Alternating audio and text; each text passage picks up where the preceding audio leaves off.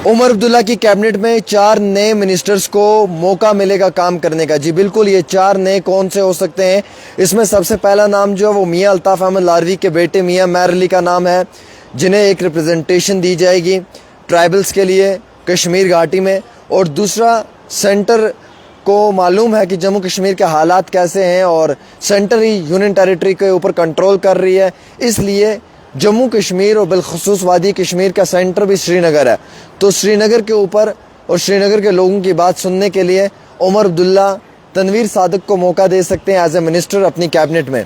और वैसे ही डॉक्टर वीरी जो हैं साउथ से, जिन्होंने इल्तिजा मुफ्ती को हराया है, उन्हें भी इस बार मौका मिल सकता है कैबिनेट का हिस्सा बनने में। और हमारे पास जानकारी आ रही है कि कैसर जमशीद लोन को भी मौका दिया जा सकता है, या कैसर जमशीद लोन को मौका मिलेगा या फिर अल्ताफ़ कल्लू को मौका मिलेगा। इन दोनों नेताओं में से किसी एक नेता को तो ज़रूर जो है वो मौका दिया जाएगा उमर अब्दुल्ला की कैबिनेट में। और जो पुराने मिनिस्टर्स हैं, इनमें से किसी एक मिनिस्टर की छुट्टी भी हो सकती है, क्योंकि इसमें 2 मिनिस्टर्स जो पुराने हैं, यानी कि जो ऑलरेडी कैबिनेट बनी हुई है, इसमें जो हमारे पास ऑलरेडी मिनिस्टर्स हैं, इनमें 2 मिनिस्टर ऐसे हैं जो नॉन परफॉर्मर है, जिनसे अभी तक कोई परफॉर्मिंग नहीं हुई है। जिस तरीके की परफॉर्मेंस उनके ग्राउंड पे होनी चाहिए थी, वैसी परफॉर्मेंस वो नहीं दे पाए हैं। और उस तरीके की रिप्रेजेंटेशन आवाम को देनी चाहिए थी, उस रिप्रेजेंटेशन में वो फेल होते हुए नज़र आ रहे हैं।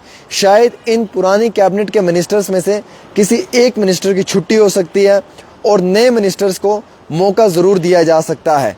और जो मौका मिलने जा रहा है, इसमें मियां मैर अली भी हैं, तनवीर सादिक का नाम भी है, तनवीर सादिक के साथ साथ डॉक्टर वीरी का नाम भी आ रहा है।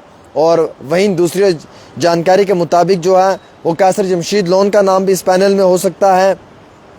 और वैसे ही हमारे पास जो तफसीलात आई हैं, उनके मुताबिक ये बताया जा रहा है कि अल्ताफ़ कल्लू का नाम भी जो है वो ज़रूर इसमें आ सकता है। कहीं ना कहीं उन्हें भी जो है वो मौका दिया जा सकता है अपनी आवाम के रिप्रेजेंटेशन के लिए, अपने आम आवाम को रिप्रेजेंट करने के लिए। और वैसे ही राज्यसभा में भी जो है वो डॉक्टर फ़ारूक अब्दुल्ला को नॉमिनेट किया है और चौधरी रमज़ान को नॉमिनेट किया है। चौधरी रमज़ान और फ़ारूक अब्दुल्ला, ये दोनों नाम जो हैं ये नॉमिनेट हुए हैं, लेकिन इस कैबिनेट में कुछ बड़े चेहरे राजौरी पुंछ से भी जो है वो इंट्रोड्यूस किए जा सकते हैं। या तो MLA राजौरी इफ्तिखार को मौका मिल सकता है, इफ्तिखार अहमद को, या फिर एजाज जान को मौका मिल सकता है पुंछ से। इस कैबिनेट का हिस्सा वो भी ज़रूर बन सकते हैं। उन दोनों में से भी किसी एक नेता को ज़रूर मौका दिया जा सकता है। और कश्मीर घाटी में से तनवीर सादिक को मिलेगा मौका, और मौका मिलेगा तो कैसर जमशीद लोन को भी मिल सकता है। इंटेलिजेंट है और अकाउंटेबिलिटी उनकी बहुत अच्छी है, कैपेबल हैं, एक अच्छा पब्लिक के लिए डिलीवर कर सकते हैं वो। मियां मैर अली की रिप्रेजेंटेशन होना ज़रूरी है, क्योंकि गुजर बकरवालों को कश्मीर के अंदर रिप्रेजेंटेशन देनी है, तो एक वैसे लीडर को ज़रूर लाना पड़ेगा। और वैसे ही तनवीर सादिक श्रीनगर की सीट से वहाँ के आम शहरियों की रिप्रेजेंटेशन यकीनन तौर के ऊपर देंगे। मे भी कोई और नया नाम इस कैबिनेट में हो सकता है, अभी इसका कोई पूरा क्लियरली हमारे पास जो है वो खबर नहीं आई है कि कोई नया नाम हो सकता है। लेकिन हाँ, यकीनन तौर पे ये ज़रूर बताया जा रहा है कि इन नामों में से कोई एक और नाम भी इसमें शामिल किया जा सकता है। आप मुझे बताएं मेरे अजीज़ दोस्तों, कौन सा ऐसा मिनिस्टर है जो डिज़र्व कर सकता है? देखिए, महराज मलिक के लिए लोग कह रहे हैं, लेकिन महराज मलिक जो वो अपोजिशन में है, वो इस कैबिनेट का हिस्सा नहीं बन सकते हैं। मैं क्लियर बताना चाहूँगा आपको। कैसर लोन एंड शौकत गनई, कैसर लोन के लिए, कैसर जमशीद लोन के लिए ज़रूर कहा गया है, वो इंटेलिजेंट है, उनका नाम आ सकता है। अल्ताफ़ कल्लू का नाम भी पैनल में ज़रूर आया है, महराज मलिक का नाम नहीं है। एजाज जान का नाम और इफ्तिखार MLA जो राजौरी हैं, इन दोनों का नाम चल रहा है।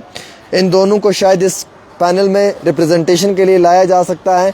और पुरानी कैबिनेट में से 2 जो मिनिस्टर हैं वो नॉन परफॉर्मर हैं, उनकी परफॉर्मेंस उतनी बेहतरीन नहीं है, 0 है, जिसमें से किसी एक मिनिस्टर की छुट्टी हो सकती है। फ़िलहाल के तौर के ऊपर जैसे लोगों का कहना है कि नज़ीर अहमद ख़ान जो गुरेज़ के हैं, उन्हें मौका मिलना चाहिए। जी बिल्कुल, उन्हें मौका मिलना चाहिए, बहुत इंटेलिजेंट हैं वो, बड़ा अच्छा वो डिलीवर करते हैं पब्लिक में, उन्हें भी मौका मिल सकता है या मिलना चाहिए। लेकिन पैनल में उनका नाम अभी तक फ़िलहाल नहीं आया हुआ है। पैनल में तनवीर सादिक का नाम है, मियां मैर अली का नाम है, उसके साथ साथ जो है वो राजौरी पुंछ के रिप्रेजेंटेशन के लिए भी किसी एक का नाम हो सकता है। लेकिन साउथ से डॉक्टर बशीर वीरी का नाम ज़रूर है, और नॉर्थ से कैसर जमशीद लोन जो एमएलए लोलाब है, उनका नाम भी इस पैनल में ज़रूर आया है, उनको भी मौका मिल सकता है।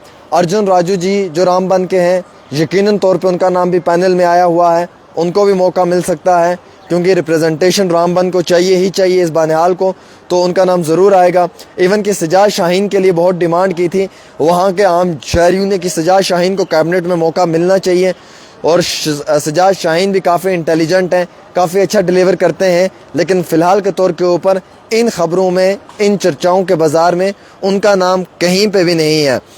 और वैसे ही हमारे पास जो इतला आई है उसमें जो है वो एमएलए त्रिगाम की बात कर रहे हैं, वो भी बहुत इंटेलिजेंट है, लेकिन अभी उनका भी इस पैनल में नाम नहीं है।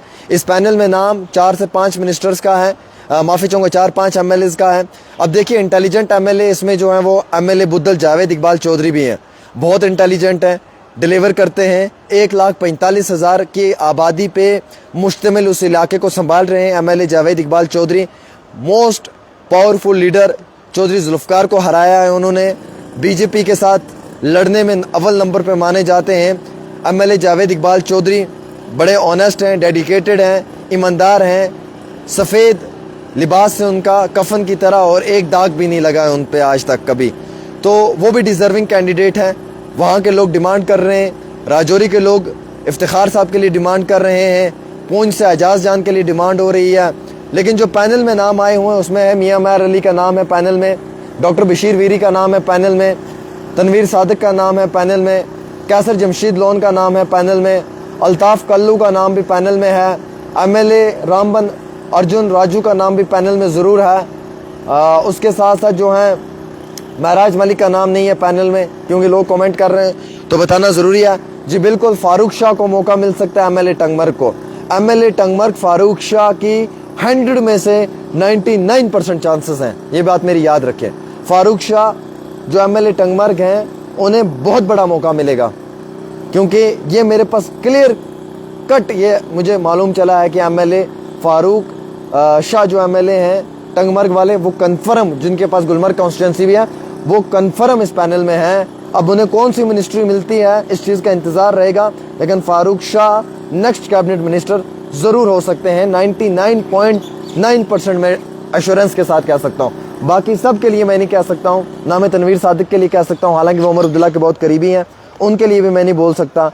ना ही मैं बोल सकता हूँ कैसर जमशीद लोन के लिए, इवन कि वो बहुत इंतहाई अच्छे आदमी हैं। ना ही मैं कह सकता हूँ जो है वो मोहतरम डॉक्टर बशीर वीरी साहब के लिए, वो भी बेहतरीन इंसान है। मियां मैर अली साहब की चांसेस ज़रूर हैं, क्योंकि 4th जनरेशन है, ऑब्वियसली इस पुराने इस पॉलिटिकल पार्टी के साथ एक पुराना रिश्ता है, तो स्पेस ज़रूर पार्टी में मिलेगा उन्हें कहीं ना कहीं। लेकिन फ़ारूक शाह को ज़रूर कैबिनेट में लिया जाएगा, इस तरीके की इतला हमारे पास ज़रूर आई है। बाकी अभी तक इंजीनियर रशीद की पार्टी से एक ही एमएलए हैं, वो तो जो हैं वो बिल्कुल अभी अपोजिशन में है, तो उनका तो कोई समर्थन नहीं है।